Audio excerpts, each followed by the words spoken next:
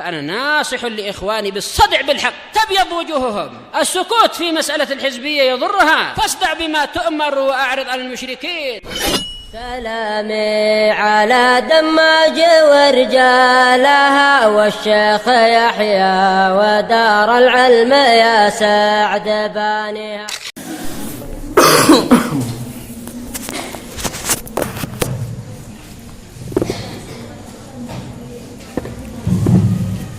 Bismillahirrahmanirrahim.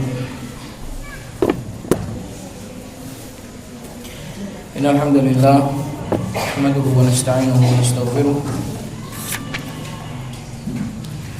wa na'udzu billahi min shururi anfusina wa min sayyiati a'malina.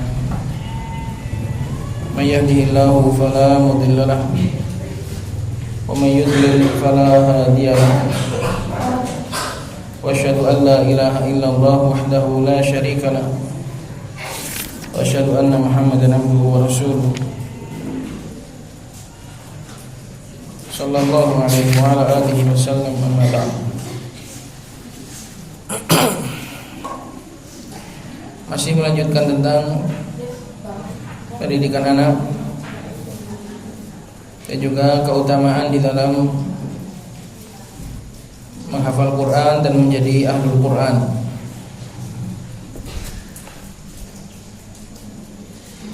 Qala Asy-Syaikh Ummu Abdillah wafaqahullah ta'ala wa an Umar radhiyallahu ta'ala anhu anna an-nabiy sallallahu alaihi wasallam qala inna Allaha yarfa'u bi hadzal kitabi aqwaman wa yad'u bihi akharin. Rawahu Muslim. Dari Umar radhiyallahu taala anhu, Nabi sallallahu alaihi wasallam bersabda, sesungguhnya Allah Subhanahu wa taala mengangkat dengan Al-Qur'an ini, bihadzal kitabi ay bihadzal Qur'an,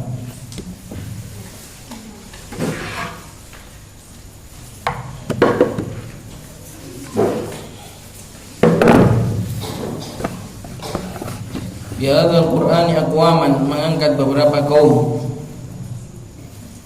dan juga Allah Subhanahu wa taala merendahkan dengannya kaum yang lain.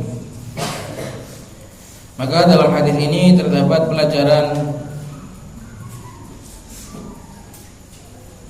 Al-Qur'an adalah sebab rif'ah, sebab ketinggian.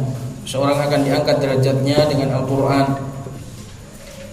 diangkat kemuliaannya, diangkat martabatnya, walaupun dia terlahir dari keluarga yang rendah, terlahir dari masyarakat yang rendah, tapi kalau dia mau mempedulikan Al-Quran dan iktina dengan Al-Quran, maka dia akan diangkat oleh Allah Subhanahu wa ta'ala. Maka Allah Subhanahu wa ta'ala akan mengangkat dengan sebab Al-Quran ini suatu kaum, beberapa kaum, yaitu yang mau mengamalkan Al-Quran ini. Wa yad'u bihi akharin, dan Allah Subhanahu wa ta'ala akan merendahkan kaum yang lain. Makna dari hadis ini adalah mereka semua, baik yang diangkat maupun yang direndahkan, ini adalah sama-sama mempelajari Al-Quran. Jadi maknanya wa yad'u bihi ini adalah dengan sebab Al-Quran juga. Hadis ini dijelaskan oleh para ulama adalah bagi orang yang dihinakan oleh Allah adalah orang yang tidak mengamalkan Al-Quran, yang menyelisih Al-Quran walaupun dia faham, walaupun dia pintar dengan Al-Quran tersebut. Jadi bukan berarti wa yad'u bihi akharin Allah akan menghinakan dengan sebab Al-Quran ini orang-orang yang enggak mau peduli dengan Al-Quran, bukan. Konteks hadis ini semuanya adalah yang mempedulikan Al-Quran, yang sibuk dengan Al-Quran. Hadis ini semuanya, baik yang ditinggikan maupun yang direndahkan, adalah orang-orang yang menyibukkan diri dengan Al-Quran.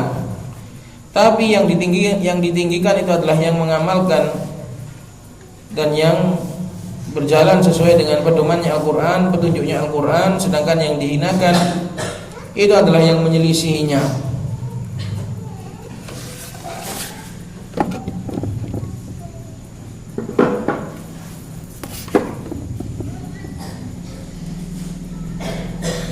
Maka dari hadis ini bisa diambil tidak semua orang yang menyibukkan diri dengan Al-Quran itu kemudian diangkat derajatnya. Bahkan ada juga yang menyibukkan diri dengan Al-Quran, pandai tentang Al-Quran, faham tentang Al-Quran, tapi justru malah dihancurkan, justru malah direndahkan, dihinakan.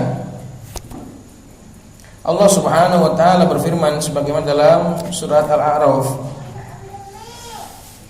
"Watlu 'alaihim naba'al ladzi atainahu ayatina fasalakha minha fa'atba'ahu asyaitanu fakana minal ghawin walau syi'na la rafa'nahu biha walakinnahu akhlada ilal ardi wattaba'a hawahu famathaluhu kamathalil kalb in tahmil 'alaihi yalhath aw tatrukhu yalhath dzalika mathalul qaumil ladzina kadzdzabu mathalul qaumil ladzina kadzdzabu biayatina faqsusil qasas la'allahum yatafakkarun." Jadi hadis ini senada dengan ayat yang di dalam surat Al-A'raf tadi.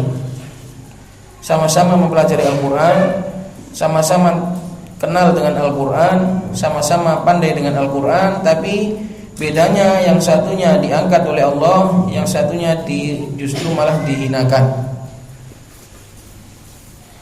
Jadi konteks hadis ini bukan kok satunya itu kenal Al-Quran, satunya enggak gitu.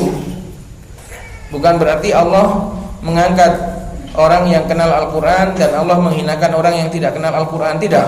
Tapi bihi di sini dengan Al-Quran adalah dengan sama-sama, bihi yang depan sama bihi yang belakang itu sama. Bihadzal kitab sama dengan bihi, sama-sama mengenal.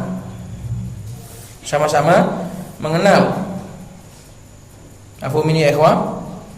Jadi konteks hadis ini sama menggunakan bihadza, menggunakan ba. Sama menggunakan ba dengan sebab Al-Quran, ba sababiyah. Sama-sama mengenal, sama-sama mempelajari, sama-sama memahami, sama-sama pandai dalam Al-Quran. Tapi ada yang ditinggikan oleh Allah Subhanahu wa taala, diangkat derajatnya, ada yang justru malah dihinakan. Bedanya tadi mengamalkan dan juga menyesuaikan diri dengan Al-Quran ataukah menyelisihi. Itu makna dari hadis Umar bin Khattab radhiyallahu taala anhu ini. Jadi konteksnya itu sama bagi orang yang memahami dan mempelajari. Maka diambil dalil dari sini keutamaan untuk mempelajari Al-Quran dan juga sekaligus mengamalkannya. Jangan hanya mempelajari Al-Quran, jangan hanya pandai tentang Al-Quran, tapi menyelisihinya. Ini juga sama dengan hadis yang lain, wal Qur'anu hujjatun laka aw 'alaika. Hadis yang lain Rasulullah sallallahu alaihi wasallam juga bersabda, wal Qur'anu hujjatun laka aw 'alaika. Dan Al-Qur'an itu akan menjadi hujjah bagimu atau hujjah atasmu. Hujjah bagimu ketika engkau menghafalnya, ketika engkau mempelajarinya dan engkau mengamalkannya, mencocokinya. Dan hujjah atasmu adalah ketika engkau mempelajarinya, ketika engkau mendalaminya, tapi engkau menyelisihinya. Itulah hujjah atasmu yang akan melawanmu, yang akan menghancurkanmu.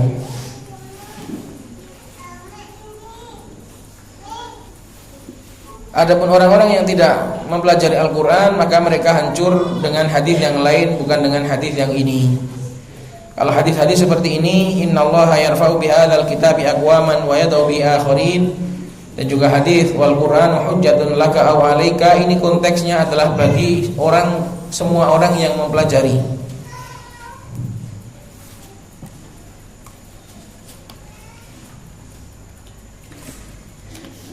Adapun bagi orang yang tidak mempelajari Al-Quran, maka mereka binasa dengan hadis atau dengan dalil yang lain.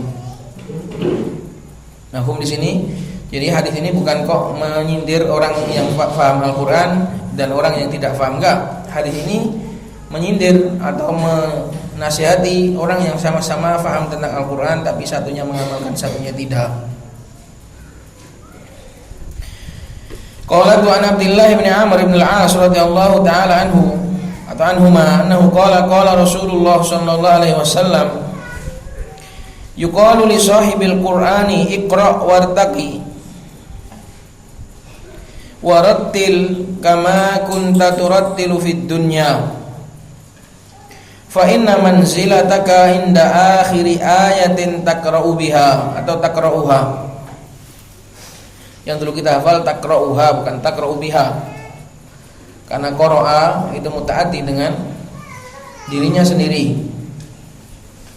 Dari Abdullah bin Amr bin al-As radhiyallahu taala anhuma, beliau berkata Rasulullah sallallahu alaihi wasallam bersabda, akan dikatakan nanti li sahibil Quran, kepada pemilik Al-Quran, ini nanti di surga. Yuqalu ay inda dukhulil jannah, ditulis. Yuqalu di sini dikatakan, kapan akan dikatakan di sini? Ketika mau masuk surga.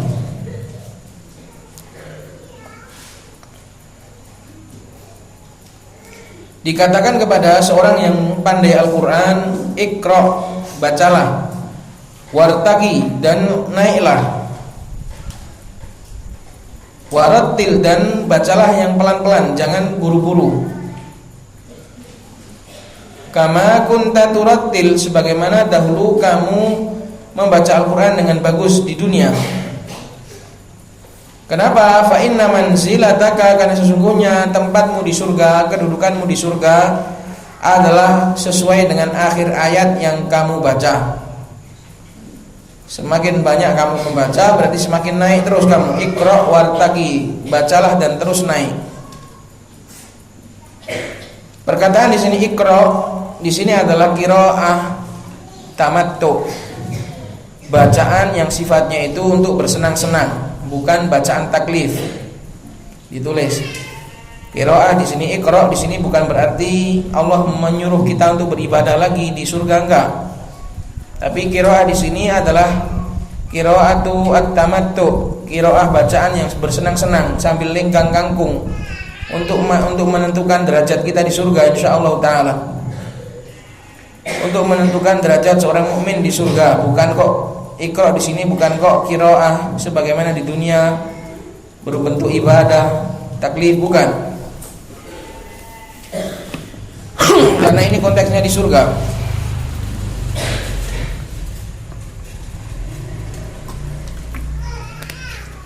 Jadi nanti para ahli Quran itu masuk surganya itu sambil disuruh membaca bacaannya. Semakin banyak dia baca, semakin tinggi derajatnya. Kama kunta turattil, sebagaimana dahulu. Di sini kunta pakai fi'il madhi menunjukkan dulu. Terus turattil pakai fi'il mudhari menunjukkan mudawamah, sering, sebagaimana dulu kamu di dunia juga sering membaca Al-Quran. Karena sesungguhnya nanti tempat berhentimu, tempat penghentianmu di surga adalah inda akhiri ayatin, sesuai dengan akhir ayat yang kamu baca. Catatan kaki nomor 1, ai is'ad, atau ya is'ad ilaihi yas'adu, so'ida yas'adu, naiklah. Wa fihi, dan dalam hadis ini terdapat pelajaran kasratu adadi darajatil jannah, banyaknya tingkatan surga. Fa innahu kullama qara'a ayatan so'ida, karena sesungguhnya orang yang masuk surga setiap dia menambah satu ayat dia semakin naik satu tingkatan. Wa ayatul Qur'ani sittatu alafin wa nayyifin, sedangkan ayat-ayat Al-Quran jumlahnya ada sekitar 6.000 sekian. Sittatu alafin wa nayyifin, nayyif itu jumlah kinayah untuk jumlah sekian, ada 6.000 sekian ayat. Wa baina kulli darajataini kama baina samai wal ard, sedangkan antara satu derajat surga dengan derajat surga yang lain adalah setinggi antara langit dan bumi. Kama fi sahihi, sebagaimana dalam sahih. Jadi sangat tinggi, terus naik, terus naik, terus naik, terus. Ini kalau kita bayangkan pakai akal ya tidak bisa. Seperti ini seorang mukmin yang harus mendahulukan taslim, pasrah terhadap, karena ini perkara gaib. Nas'alullah an yaj'alana min ahlil Qur'an. Kita meminta Allah, memohon kepada Allah agar Allah menjadikan kita termasuk ahlul Qur'an.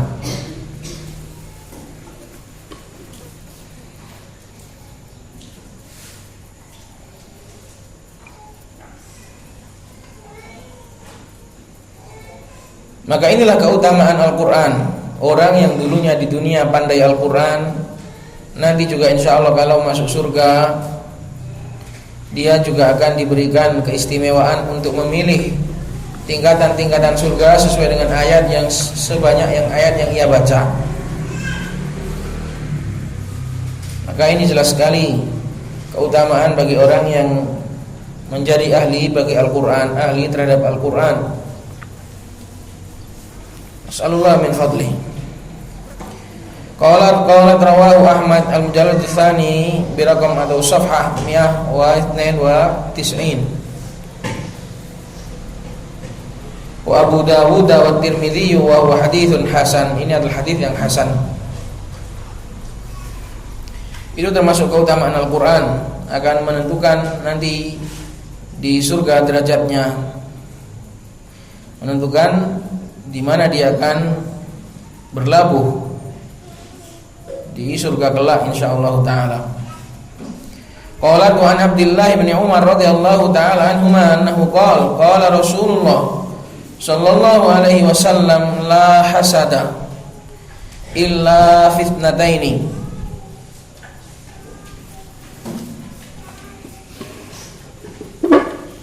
Rajulun ataahu Allahul Qur'ana fahuwa yatluhu ana al-laili wa ana an-nahar, wa rajulun ataahu Allahu malan fahuwa yunfiquhu ana al-laili wa ana an-nahar. Rawahu Syaikhan. Perhatikan hadis ini, hadis yang sangat besar dari Abdullah bin Umar. Semoga Allah Subhanahu wa taala meridai keduanya. Beliau berkata, Rasulullah sallallahu alaihi wasallam bersabda, la hasada. Tidak boleh iri. Tidak ada iri yang dibolehkan. Tidak ada iri yang muktabar. Hasada sini ini hanyalah bahasa pinjaman. Catatan kaki nomor 1, ai la ghibtata. Hasada di sini maknanya adalah ghibtah. Jadi bukan berarti hasad itu ada yang boleh, bukan. Hasad di sini bermakna ghibtah. Apa bedanya hasad dengan ghibtah? Kalau hasad itu adalah menginginkan nikmat orang lain pindah kepadanya. Dia mendapatkan apa yang dimiliki oleh orang lain tadi kehilangan. Itu namanya hasad. Kalau ghibtah itu adalah menginginkan apa yang dimiliki oleh orang lain tanpa harus merebutnya. Mendapatkan apa yang didapatkan orang lain, tapi tanpa harus orang lain tadi harus kehilangan. Itu namanya ghibtah. Dan itu harus dalam kebaikan. Ghibtah itu harus dalam kebaikan.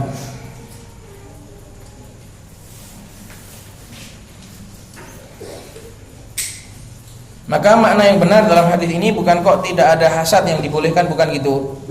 Lebih tepatnya tidak ada ghibtah yang sepantasnya. Tidak ada di dunia ini yang patut dighibtahi, yang patut diperlombakan.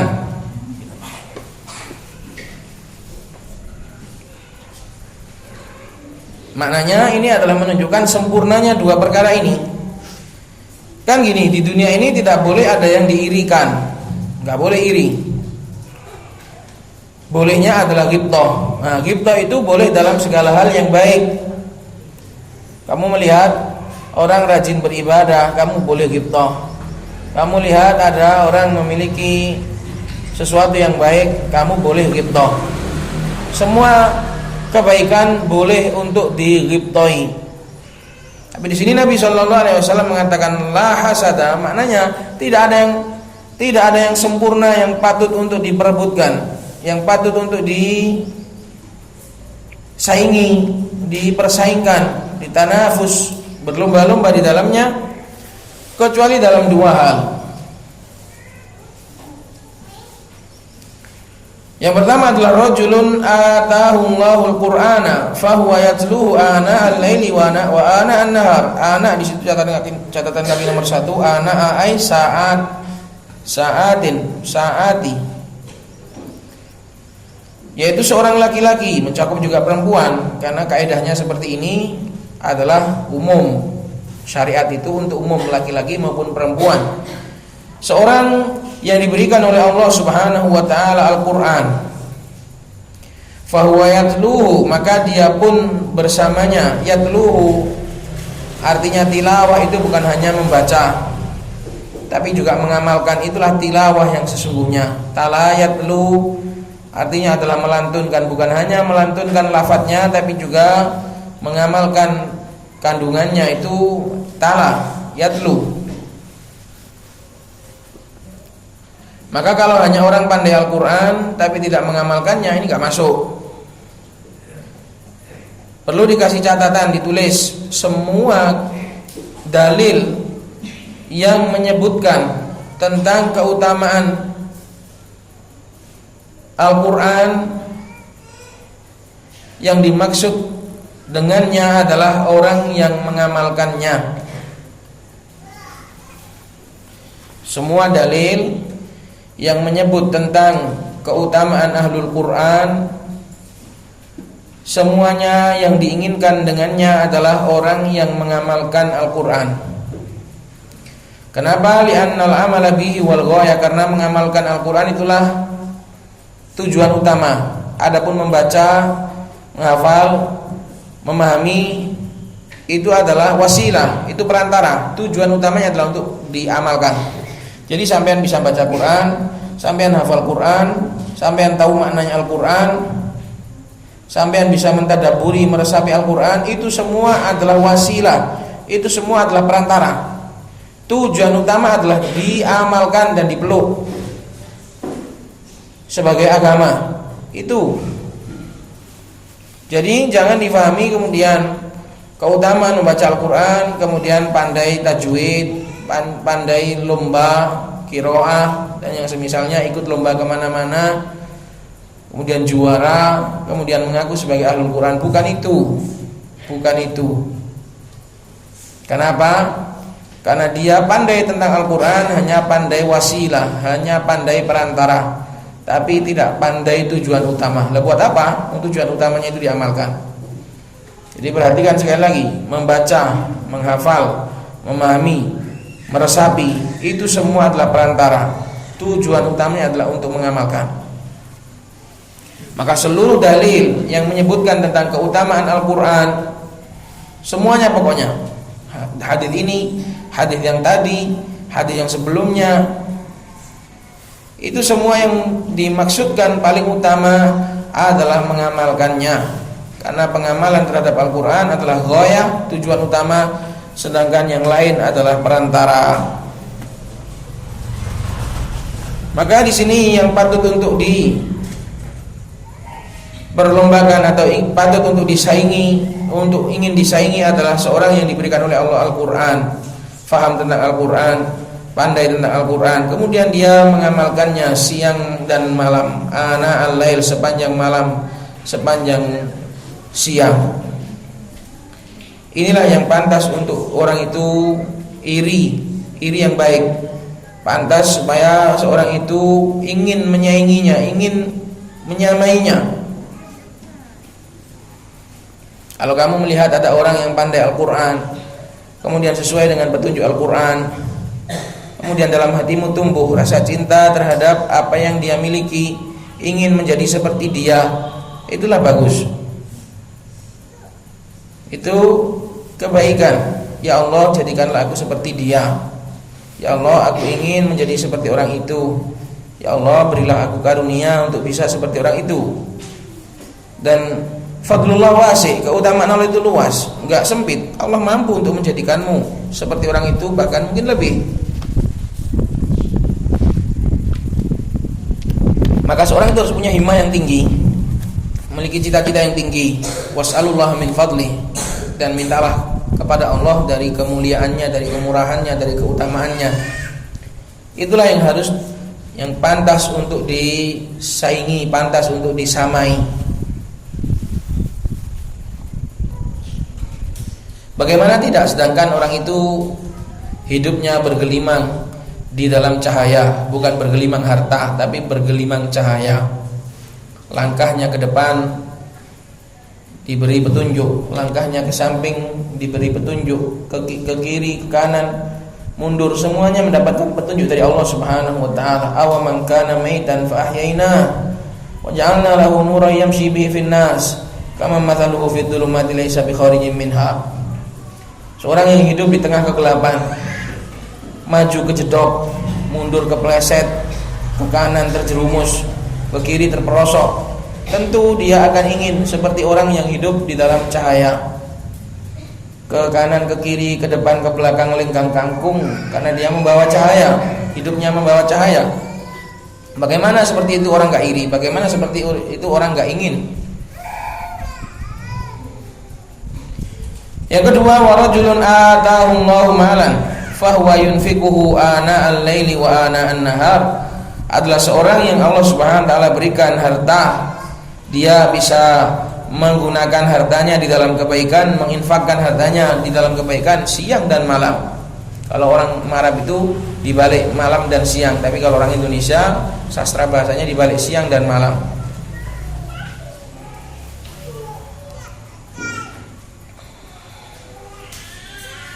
Bagaimana tidak, sedangkan orang yang diberikan uang, dia untuk menjalankan segala kebaikan, termudahkan, terfasilitasi. Bagaimana tidak? Bagaimana enggak membuat orang iri? Bagaimana enggak membuat orang itu ingin seperti dia? Sedangkan salah satu nikmat terbesar dalam hidup ini adalah al-malus sholeh lirrajulis sholeh, harta yang baik untuk seorang yang baik. Oh sudah, kalau sudah harta itu baik di tangan orang yang baik, sudah jangan tanya kebaikannya. Kenapa tidak? Semua kebaikan yang kita rasakan ini tidak lepas dari keutamaan Allah Subhanahu wa taala, kemudian dari harta yang diinfakkan. Maka pengaruh harta itu sangat besar. Semua kebaikan bermula darinya. Semua kebaikan bermula dari harta yang diinfakkan. Sebagian besar, mayoritasnya adalah bermula dari harta yang diinfakkan fi sabilil khair, dalam jalan kebaikan. Maka tidak ada kebaikan di dunia ini, bahkan meja, papan, selambu, lantai, tembok, lampu yang kita rasakan tiap hari seperti ini adalah dampak dari harta yang diinfakkan fi sabilillah. Maka kita bisa lihat bagaimana dampak baik dari suatu harta yang diinfakkan fi sabilillah. Dan itu gak harus banyak ya, gak harus banyak. Malan di sini umum, gak harus banyak. Sama jangan tertuju kepada orang yang kaya. Salah sampean kalau memahami hadis ini kepada orang yang kaya, enggak.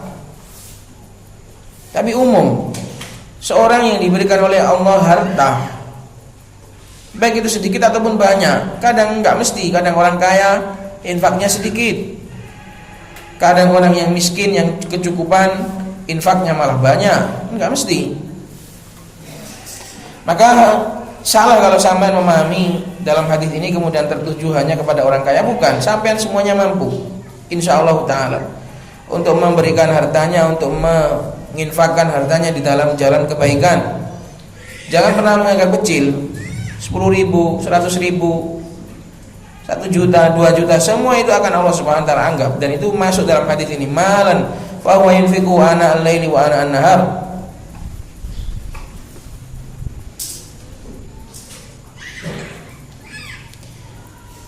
Dan ini sudah menjadi fadilah sejak dahulu. Datang para fuqara kepada Nabi sallallahu alaihi wasallam. Mereka mengeluh, "Ya Rasulullah, dzaba ahlud duthur bil ujur." Wahai Rasulullah, telah pergi orang-orang kaya memborong pahala. Pahalanya semua diborong oleh orang kaya ya Rasulullah. Karena mereka bisa haji, waktu haji mereka bisa haji, waktu jihad mereka bisa jihad, waktu infak mereka bisa infak. maka pahala sudah mereka boyong semua. Ini menunjukkan betapa dahsyatnya harta itu kalau diinfakkan fi sabilillah. Harta itu berada di tangan orang yang baik, di tangan orang yang derma. Sampai-sampai para sahabat iri. Sampai para sahabat mengeluhkan hal itu kepada Rasulullah sallallahu alaihi wasallam. Maka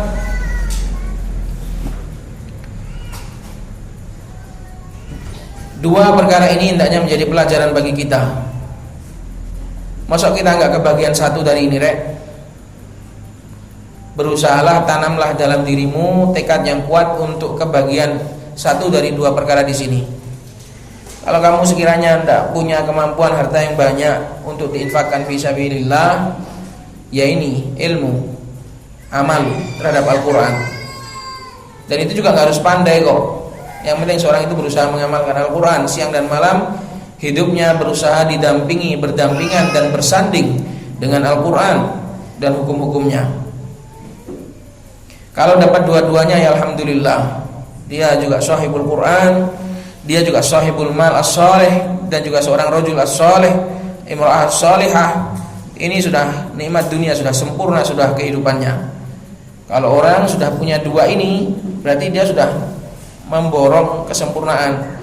Sebab dua perkara inilah yang satu-satunya yang layak untuk dihasati, layak untuk disaingi, layak untuk diperlombakan. Sedangkan dia sudah menang dua-duanya, dua piala sudah dia bawa semua. Alangkah berbahagianya seorang yang pulang memborong dua piala yang paling sempurna ini. Kalau nggak bisa dua, minimal satu. Maka nasallallahu min fadlih, kita mohon kepada Allah Subhanahu wa taala untuk tidak diharamkan dari kemuliaan, dari keutamaan hadis ini, supaya kita menjadi ahlul Quran dan juga menjadi ahlul mal yang bisa menginfakkan hartanya fi sabilillah.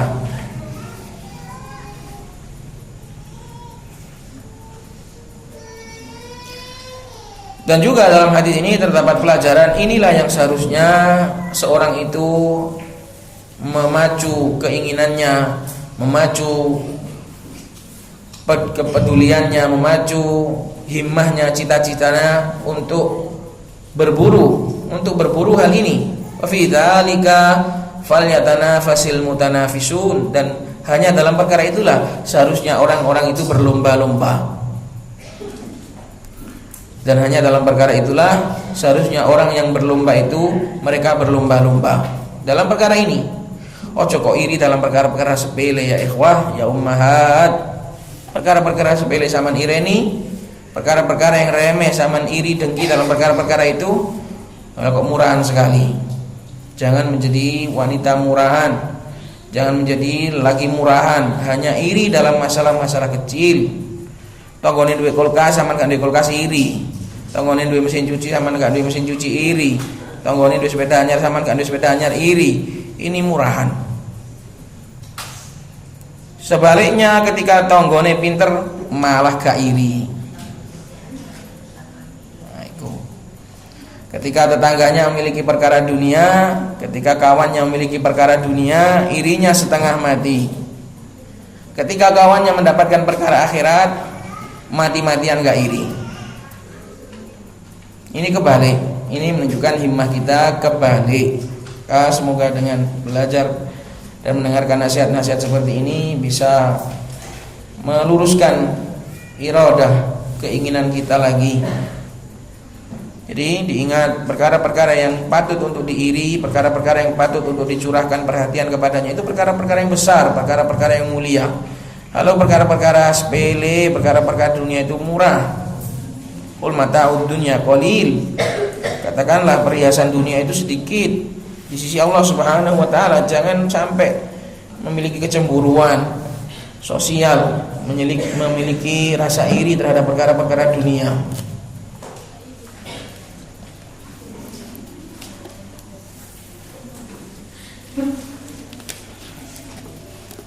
Syahidnya dalam hadis ini adalah keutamaan menjadi ahlul Quran. Dia telah faza syaraf, dia telah memenuhi kemuliaan, telah meraih kemuliaan.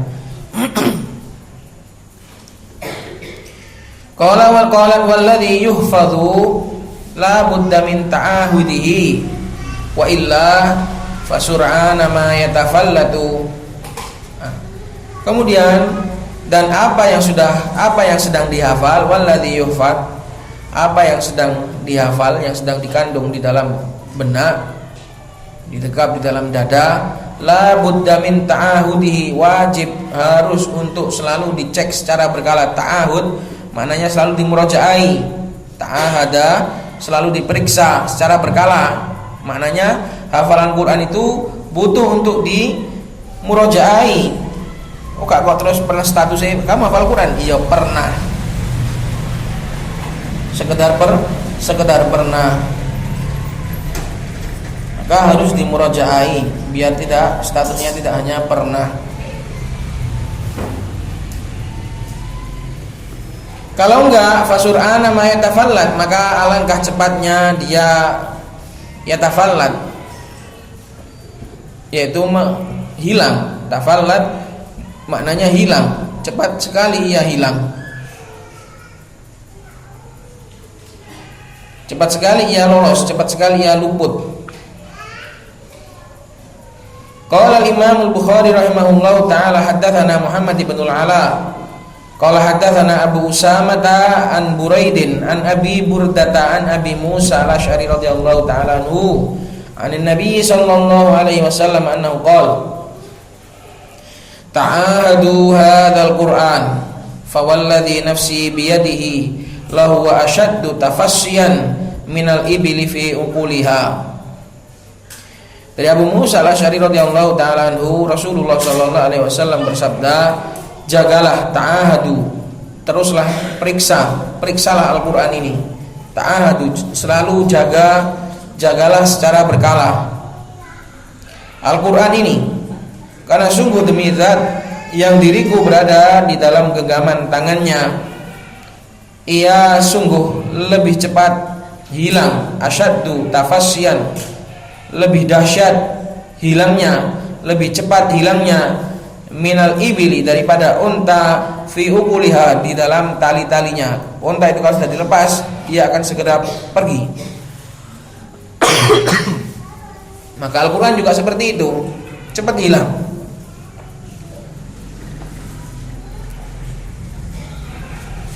Maka di sini perintah dari Nabi Shallallahu Alaihi Wasallam sehingga menjadikan murajaah Al-Quran itu hukumnya wajib. Gak boleh seorang itu sudah pernah menghafal Quran kemudian dia sengaja meninggalkan hafalannya dan tidak memurajaahinya. Itu haram. Karena dengan itu namanya menelantarkan Al-Quran, menghajar Al-Quran, meninggalkan Al-Quran. Yang sudah pernah menghafal harus memurajainya.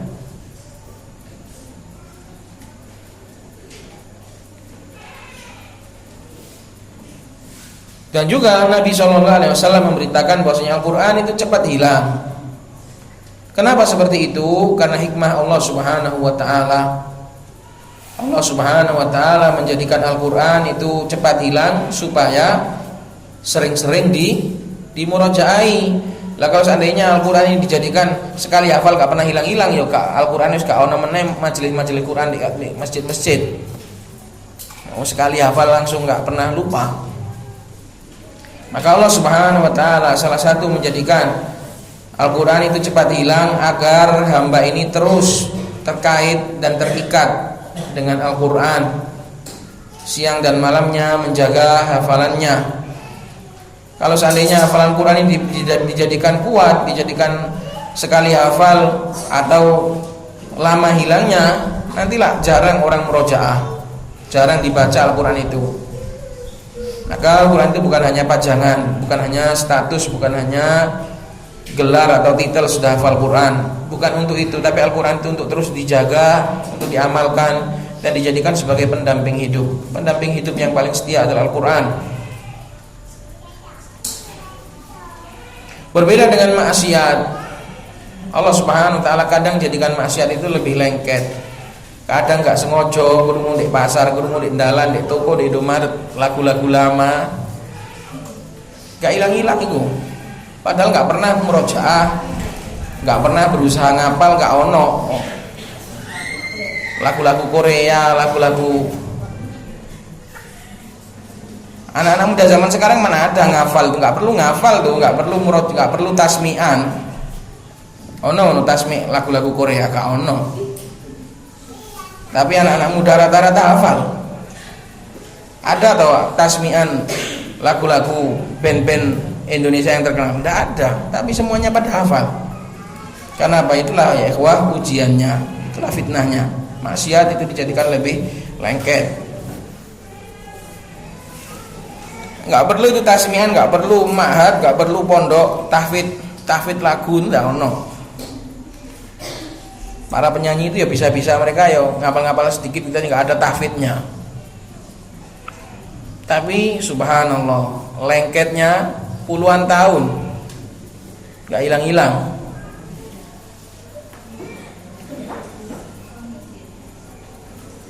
Kenapa ya ikhwan? Karena itu maksiat. Sedangkan manusia itu kalau ditambah maksiat tambah kuat.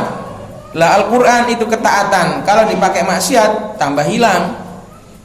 Itulah sebabnya Al-Quran itu gampang hilang. Karena Al-Quran itu adalah ketaatan, Al-Quran itu cahaya. Sedangkan kemaksiatan hamba itu adalah kegelapan. Lah cahaya kamu siram dengan kegelapan, kamu tuangi kegelapan di dalamnya, ya meredup. Ibaratnya lampu yang terang benderang, kamu timpa terus dengan kain hitammu, kamu timpai terus dengan lap gombal hitammu yang jelek itu berupa maksiat, ya cahayanya semakin meredup. Tapi kalau nyanyian-nyanyian lagu-lagu setan itu adalah maksiat secara zatnya. Kamu tambahi gombal-gombalmu semakin hitam, ya tambah menghitam, tambah tajam lagi. Kotoran kamu tumpuki di dalamnya dengan kotoran, ya tambah kuat. Itulah rahasianya hafalan maksiat itu semakin lama semakin kuat, karena dipakai untuk bermaksiat. Dipakai untuk bermaksiat, maksiat ditambahi maksiat, ya tambah kuat. Kalau Al-Quran itu adalah cahaya, Al-Quran adalah nur. Wa nurullah la yuhdalil asi. Kalau cahaya ditutupi maksiat, ya redup. Gak ada ceritanya cahaya itu ditutupi maksiat semakin terang, nggak ada. Itulah hikmah dari Allah Subhanahu wa taala supaya seorang itu terus bersih, karena dia berusaha membersihkan kotoran dari dirinya agar murni cahaya Al-Qur'an menerangi.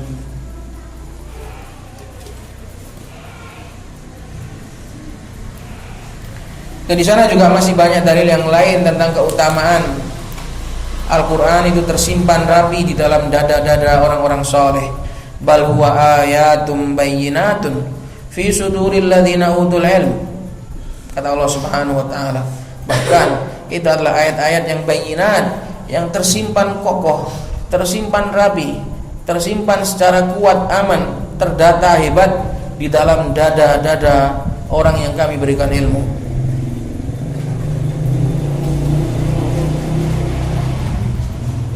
Kalau Google menyimpan data mereka di gudang yang besar, tapi kalau Al-Quran disimpan oleh Allah Subhanahu wa ta'ala di dalam dada-dada orang soleh, di dalam dada-dada ahlul ilm.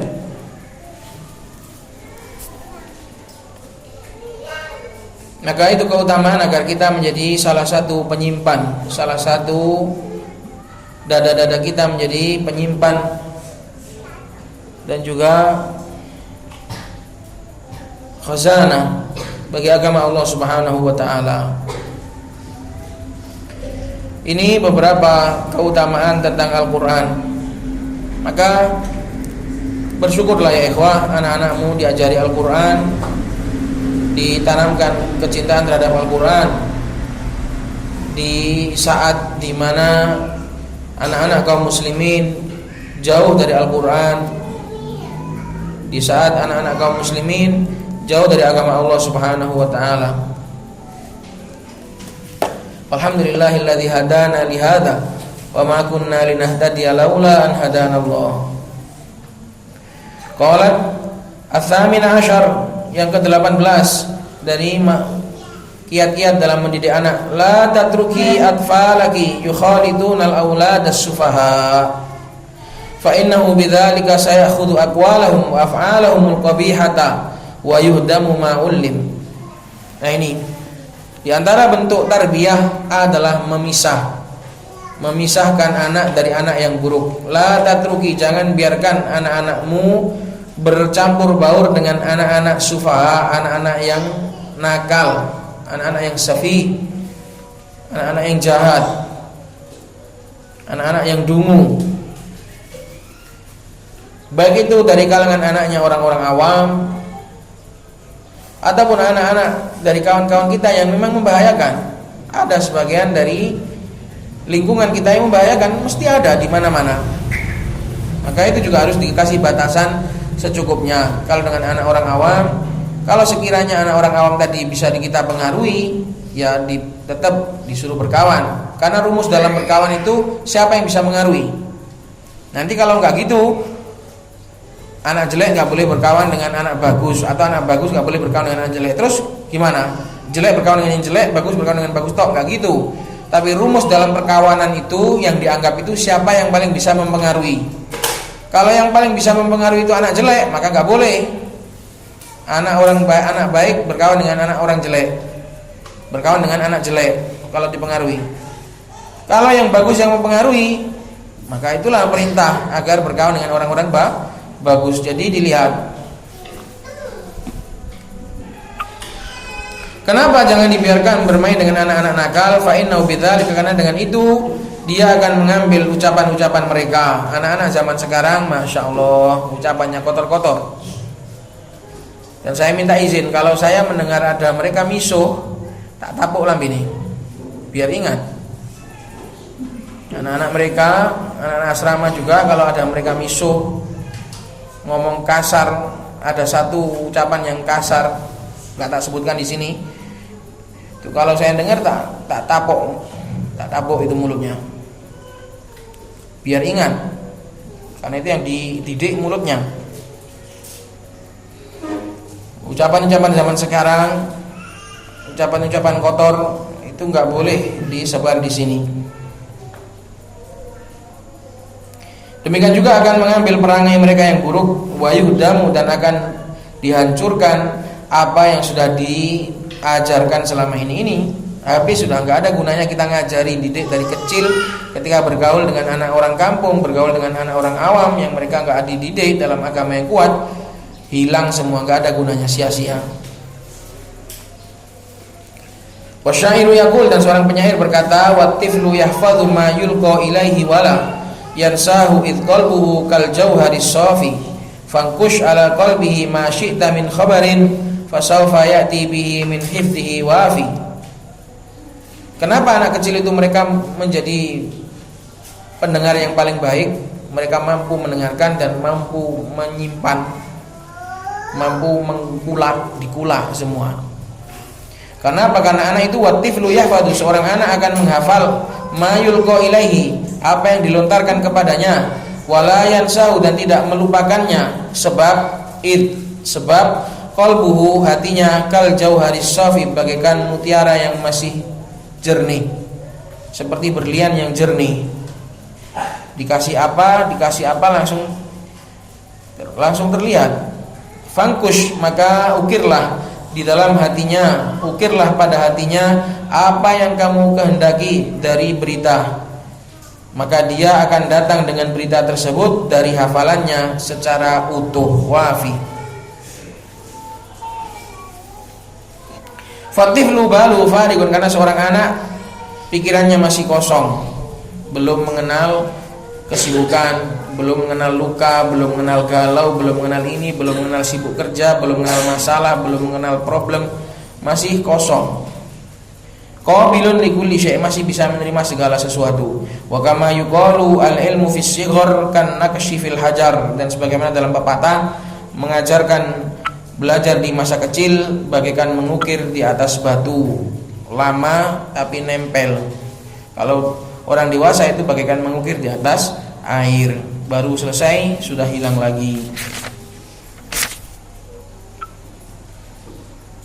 Maka dari sini juga diambil hendaknya menanamkan pelajaran sejak kecil, karena mereka masih jernih, masih gampang, masih bisa dididik. Sebagaimana dalam syair yang lain, innal ghusuna idza qawwamtaha i'tadalat wa la yalinu idza qawwamtahul khashabu.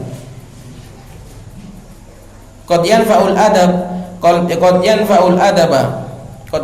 adabu al-ahdatha fi mahalin wa laysa yanfa'u indal kamaratil adabu. Sesungguhnya ranting-ranting yang masih kecil kalau kamu luruskan dia akan lurus dan tidak akan pernah lunak jika, dan batang kayu tidak akan pernah lunak jika kamu luruskan. Kalau masih berupa ranting, kamu arahkan kemana, kayak orang-orang itu loh, bikin tanaman-tanaman yang kecil itu loh, bonsai, dikasih kawat, mau dibentuk kayak apa aja bisa, karena masih lemes. Tapi kalau sudah jadi kayu, mau kamu luruskan ya patah. Anak juga seperti itu, ketika masih kecil kamu didik ya masih nurut, masih lemah dia. Ketika sudah besar kamu didik ya bangkang, udah gak bisa lagi. Itu ya ikhwan. Maka mumpung anaknya masih kecil dan diisi sebaik-baiknya. Ini pelajaran pada hari ini tentang pendidikan anak. Dan kalau ummahat butuh apa-apa, butuh ada yang dinasihatkan atau ada yang ditegurkan, bisa kita tuangkan di majelis kita hari Kamis ini. Kalau di malam hari kan mungkin ummahat tidak ada. Tapi kalau di majelis Kamis ini insya Allah ada semua. Jadi kalau butuh ada yang perlu diperbincangkan atau ada yang perlu dimusyawarahkan, hendaknya tidak apa-apa disampaikan kepada saya lewat tulisan. Dan pada pertemuan yang berikutnya akan saya kaji dan akan saya dimusyawarahkan bareng-bareng. Ada keluhan apa, ada yang butuh ditegur, ada yang butuh dinasihati, itu disampaikan saja. Semoga bermanfaat. Subhanakallahumma bihamdika asyhadu an la ilaha illa anta astaghfiruka wa atubu ilaik.